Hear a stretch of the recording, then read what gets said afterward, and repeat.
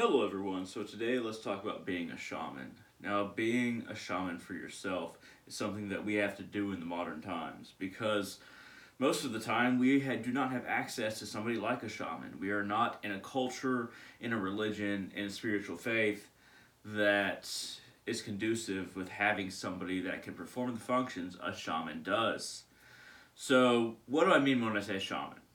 I mean somebody who can connect to the gods and spirits that we are familiar with, that we are trying to connect with or trying to get to know. And what a shaman does is dedicates their lives to this connection, this mission to connect to the gods and spirits in the greatest way possible, in the most solidified way possible, so that they can provide that connection to other people. Now, when it comes to different religions nowadays, priests are not shamans. They are not. They are not somebody who can connect you directly to and even a piece of God, a emissary of God, that can provide you with either the services or the communication that you want in your own personal life. The reason why we have so many different gods and spirits a lot of the time, and for myself, is not necessarily aligned with thinking that there is no one source that we're all a part of. It's not aligned with the idea that there is no one thing that makes up everything, or even all of the different gods or spirits that we can appeal to. But it's very hard to appeal to that source. We have to appeal to different parts of it, whether it be spirits or gods. We have to appeal to different parts of it so that we're reaching out to these different beings and spirits that can help us in our trivial matters. Ultimately, the source will not help us with getting a new job, getting more money in our lives, finding love, being able to express ourselves, work past a personal emotional issue. The source will not do that for us. Will not do that for us because the source is so far beyond these trivial matters that to appeal to it, it is very hard to pierce the realm that is between us and the source, or the many realms. What we can do is try to appeal to that which is below the source, that is delineated from the source, the different parts of the source, the different parts of God, like Kalima, like Shiv, like Vishnu, like Brahma, like Papa Legba, or Baron Samedi. When we appeal to these different spirits or gods, we're appealing to a part of the source, but we're far more likely to find that they hear us compared to trying to reach out to the grander whole. Because the grander whole is non-differentiated. These gods and spirits are differentiated just like we are. So, being a shaman, and I consider myself a shaman, I know a couple other shamans. I'm a shaman for myself, first and foremost, and then I'm a shaman for other people. I value every piece of my spiritual practice. So, whenever I use an herb, whenever I use a plant, whether it's dead or not, in my spiritual work, I thank that spirit that not only inhabits the plant, but that is the elder of that entire plant species.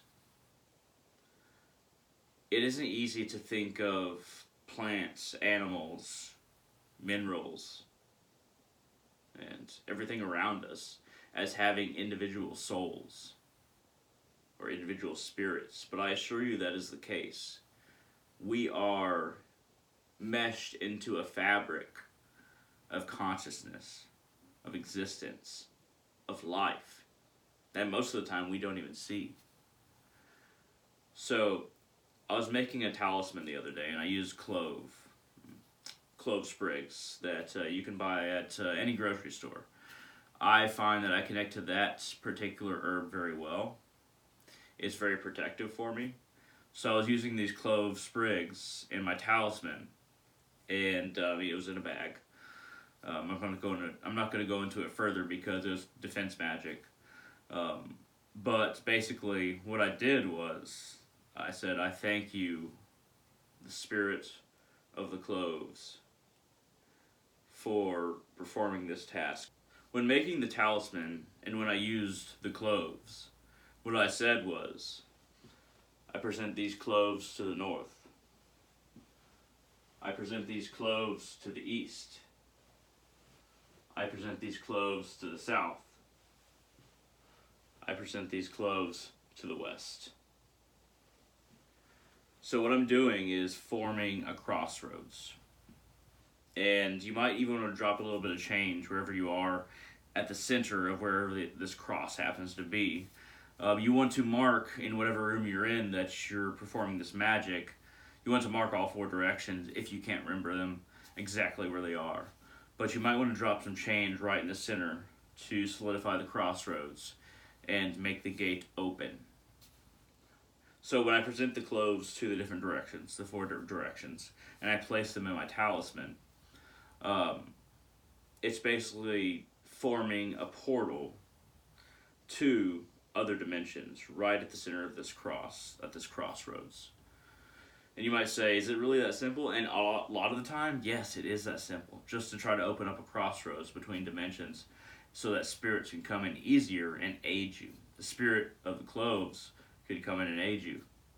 The spirit of the 4 directions can aid you.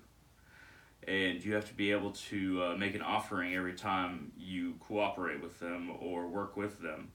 Because if you don't have some kind of offering, whether it be change, whether it be food, what have you, then you're not going to be able to form a connection. So always be ready to basically give bread, give change, give meat, give some form of offering that will solidify the crossroads and or your talisman you're creating if you're creating a talisman.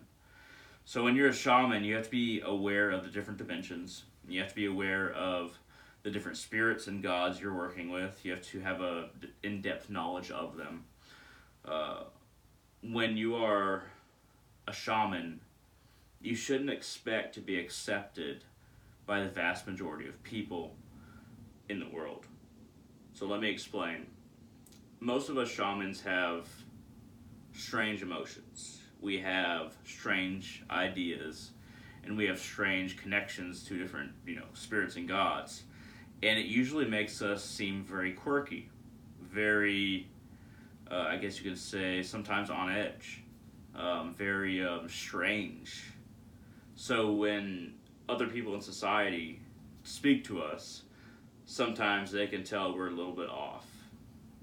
But if you're going to be a shaman, you're usually somebody who was kind of destined to be from the point you were born. But if you're actually trying to be and you don't feel like you were born to be a shaman, just realize that it's not about popularity. There might be priests and preachers that get popularity, but shamans, we don't have popularity. There are people who seek us out, seek our services, seek our understanding. But we're not really a part of society in the ways a preacher or a priest are. So you must be prepared to kind of go a lonely journey towards Source in a way that other people do not understand and cannot identify with. Being a shaman is not it's not something that will bring you popularity, but it's also something that will bring you a lot of pain in order to achieve certain levels of knowledge, of consciousness, of attunement. So you have to be prepared to sacrifice quite a bit of comfort, at the very least, and dedicate a lot of your life to the connections that you will provide for other people with different spirits or gods.